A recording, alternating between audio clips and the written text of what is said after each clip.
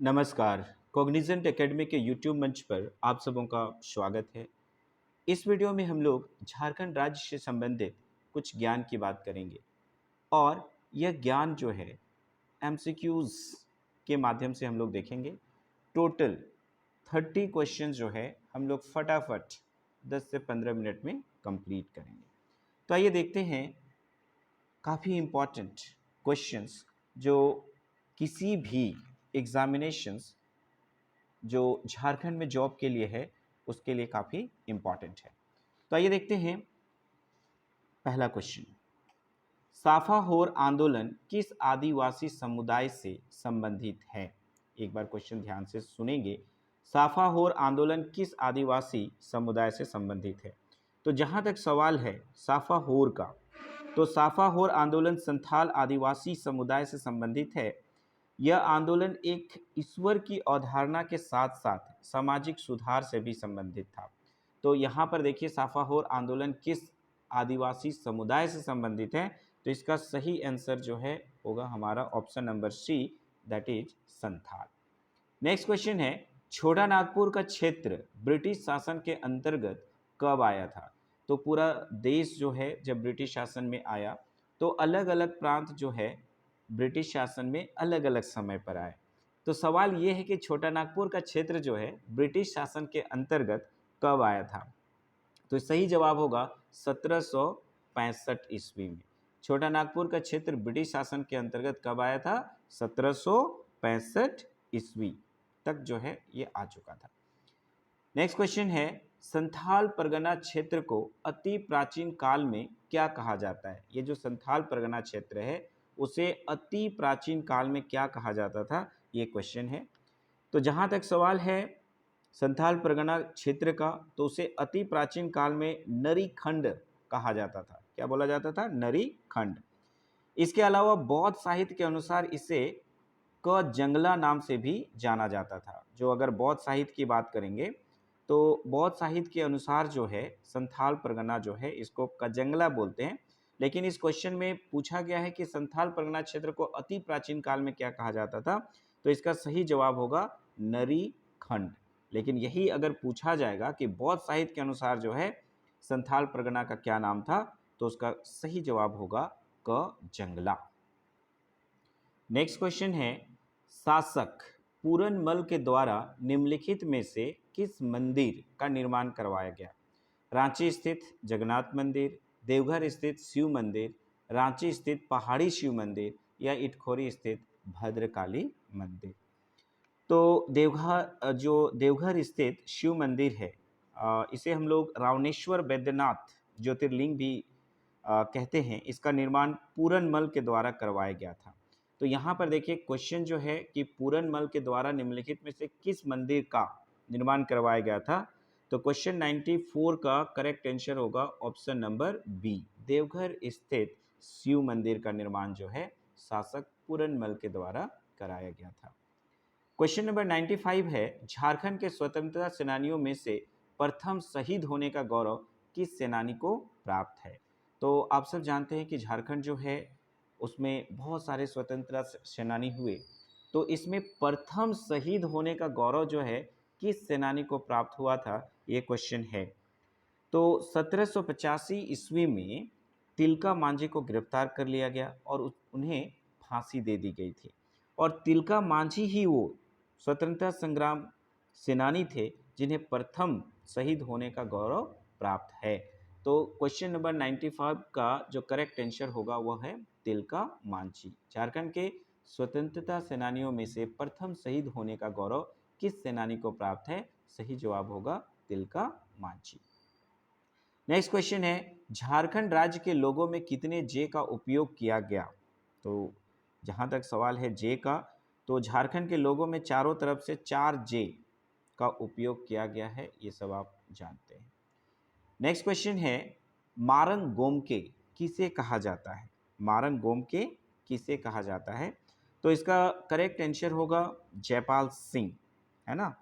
मारंग गोमके जो है किन्हें कहा जाता है? जयपाल सिंह को। तो जयपाल सिंह एक मुंडा आदिवासी थे और ख़ास बात ये है कि उन्होंने एम्स्टर्डम में वर्ष 1928 के ग्रीष्मकालीन ओलंपिक में स्वर्ण पदक जीतने वाली भारतीय हॉकी टीम का नेतृत्व किया था। तो ये भी सवाल पूछा जाता है कि ये जो जयपाल सिंह थे वो भारतीय हॉकी का नेतृत्व जो है कब किए थे और किस ओलंपिक में जो है स्वर्ण पदक प्राप्त किए थे। तो 1928 ईस्वी के एम्स्टर्डम में जो ग्रीष्मकालीन ओलंपिक हुआ था उसी में उनका नेतृत्व करते हुए गोल्ड हासिल किया था। उन्हें लोकप्रिय रूप से मारंग गोमके के नाम से जाना जाता है और मारंग गोमके का अर्थ भी पूछा जाता है। मारंग गोमके का अर्थ होता है महान नेता। मारंग गोमके का क्या अर्थ होता है?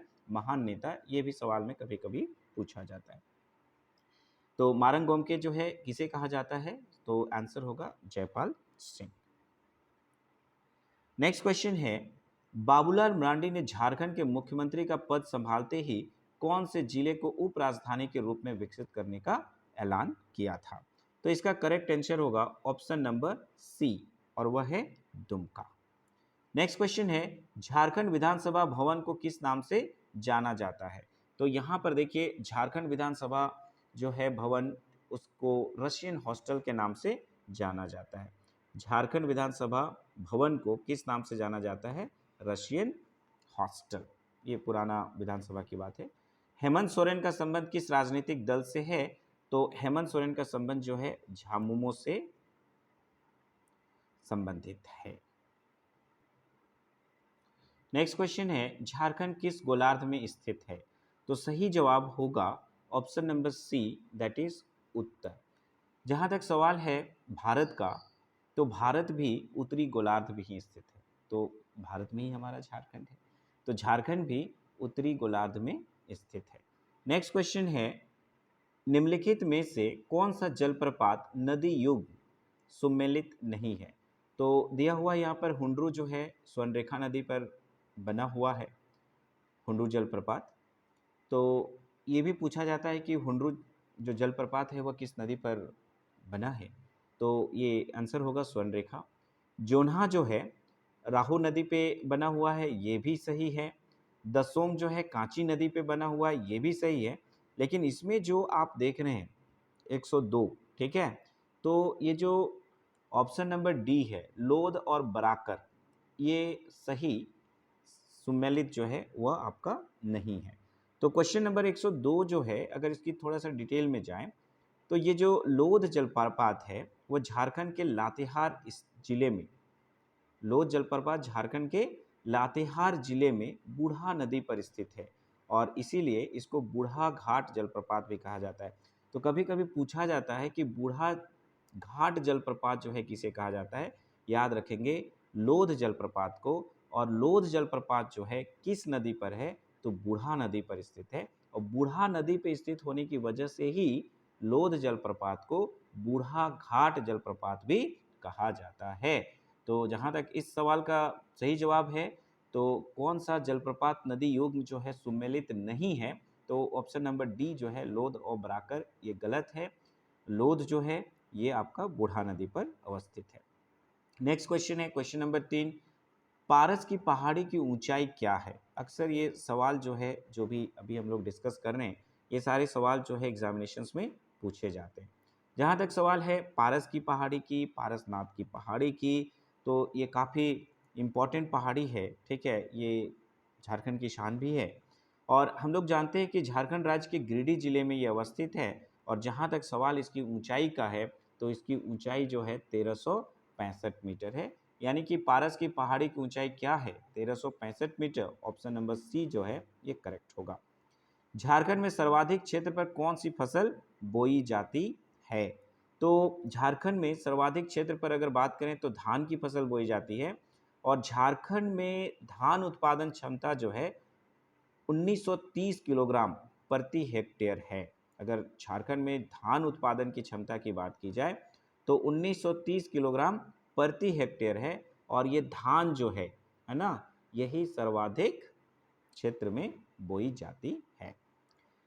नेक्स्ट क्वेश्चन है, झारखंड का सबसे प्रमुख वृक्ष कौन है? तो झारखंड का सबसे प्रमुख वृक्ष की अगर हम लोग बात करें तो वह साल है और साल वृक्ष को जो है पर्णपाती वनों का राजा भी कहा जाता है। तो क्वेश्चन नंबर 105 जो है इसका करेक्ट आंसर जो है ये हम लोगों का क्या होगा?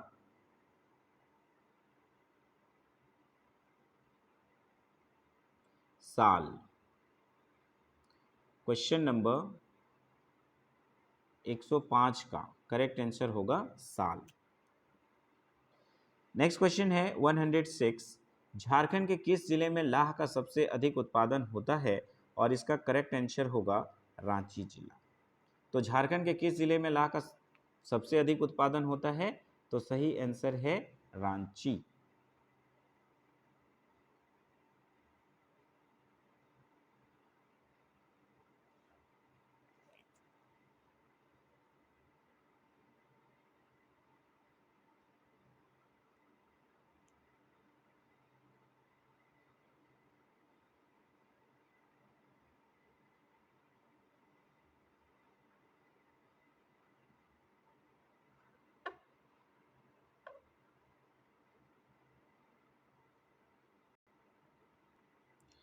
थोड़ी असुविधा के लिए जो है खेद है।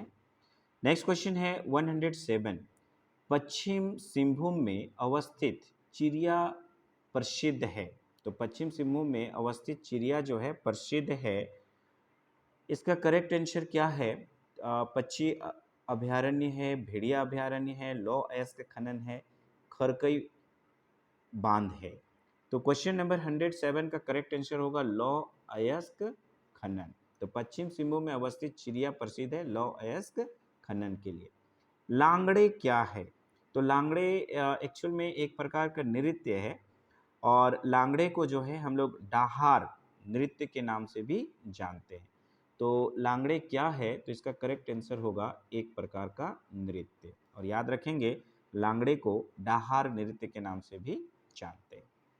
झारखंड के किस जिले में आदिवासी जनसंख्या सबसे अधिक है? तो झारखंड की जनसंख्या जो है अगर हम लोग देखें पश्चिम सिंहभूम जिले में सर्वाधिक आदिवासी जनसंख्या निवास करती है।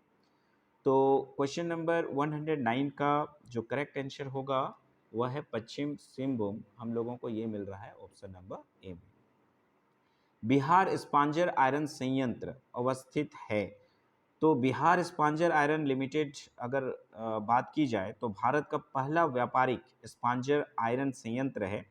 यह संयंत्र सरायकेला खारसावां जिले के उमेश नगर चांडिल में स्थित है। तो सवाल यहाँ पर है कि बिहार इस्पांजर आयरन संयंत्र अवस्थित है, कहाँ अवस्थित है? चांडिल में। निम्नलिखित में से कौन आदिम जनजाति है? तो अगर हम लोग आदिम जनजाति की बात करें तो झारखंड में 8 जनजातियां हैं जिन्हें हम लोग आदिम जनजाति समूह में रखते हैं। इनमें हैं असुर, बिरहोर, बिराजिया, कोरवा, परहिया, साबर, मालपहरिया और सौरैया पहरिया। ये 8 आदिम जनजाति हैं। तो इसमें अगर हम लोग देखें तो इसमें कोरवा, इस ऑप्शन में अगर हम लोग देखें तो कंवर, कोरा, करमाली ये नहीं है, कोरवा जो है ये हम लोगों का आदिम जनजाति आता है झारखंड। इनमें से किसका संबंध सनातन आदिवासी महासभा से है? तो थेबेल ओरांव जो है का संबंध सनातन आदिवासी महासभा से है। तो क्वेश्चन नंबर 112 का करेक्ट आंसर होगा थेबेल ओरांव। गायब होता हुआ देश उपन्यास के लेखक हैं? तो गायब होता हुआ देश उपन्यास के लेखक जो हैं रणेंद्र हैं। तो ये ऑप्शन नंबर डी में हम लोगों को देखने को मिल रहा है। नेक्स्ट क्वेश्चन की ओर आते हैं। झारखंड की पहली महिला हॉकी खिलाड़ी जिसने ओलंपिक खेला? तो खूंटी जिले की निकी प्रधान ओलंपिक में खेलने वाली झारखंड की पहली महिला हॉकी खिलाड़ी थी। तो करेक्ट आंसर होगा निकी प्रधान। तो ओलंपिक में खेलने वाली पहली महिला हॉकी खिलाड़ी जो झारखंड से संबंधित है निकी प्रधान है। जतरा भगत के गिरफ्तार करने के पश्चात कहाँ के जेल में रखा गया? तो क्वेश्चन नंबर 115 में अगर हम लोग देखें कि जतरा भगत जो है उसको गिरफ्तार करने के बाद कहाँ रखा गया था, तो जतरा भगत को 1916 ईस्वी में गिरफ्तार करके रांची जेल में रखा गया था। तो कब गिरफ्तार किया गया था जतरा भगत को, ये भी सवाल पूछा जाता है। और किस जेल में रखा गया था? तो रांची जेल में रखा गया था। बिरसा भगवान की रचना किसने की है? तो अगर हम लोग बात करें बिरसा भगवान की रचना की, तो इसकी रचना जो है धनपत महतो ने की थी। बिरसा भगवान की रचना किसने की है? धनपत महतो ने। झारखंड में वर्षा आश्रित चावल अनुसंधान केंद्र कहाँ अवस्थित है? तो ये अवस्थित है हजारीबाग में। तो 117 का करेक्ट आंसर होगा ऑप्शन नंबर सी। जनगणना 2011 के अनुसार झारखंड में साक्षरता दर क्या है? तो 2011 के अनुसार झारखंड में अगर हम लोग साक्षरता दर की बात करें तो ये है 66.40%। नेक्स्ट क्वेश्चन है क्वेश्चन नंबर 119। निम्न में से किस चित्रकार ने एक खास विषय बिजुका को केंद्र बनाकर एक सीरीज में पेंटिंग की? और इसका करेक्ट आंसर होगा ऑप्शन नंबर डी, हरेन ठाकुर। नेक्स्ट क्वेश्चन है कुष्ठ रोग अनुसंधान केंद्र कहाँ पर अवस्थित है? तो इसका करेक्ट आंसर होगा ऑप्शन नंबर ए, कुष्ठ रोग अनुसंधान केंद्र कहाँ पर अवस्थित है? रांची। तो ये थे हमारे 30 इंपॉर्टेंट झारखंड जनरल स्टडीज। इस वीडियो में इतना ही। एक नए वीडियो के साथ जल्द उपस्थित होऊंगा। तब तक के लिए आज्ञा दीजिए। धन्यवाद।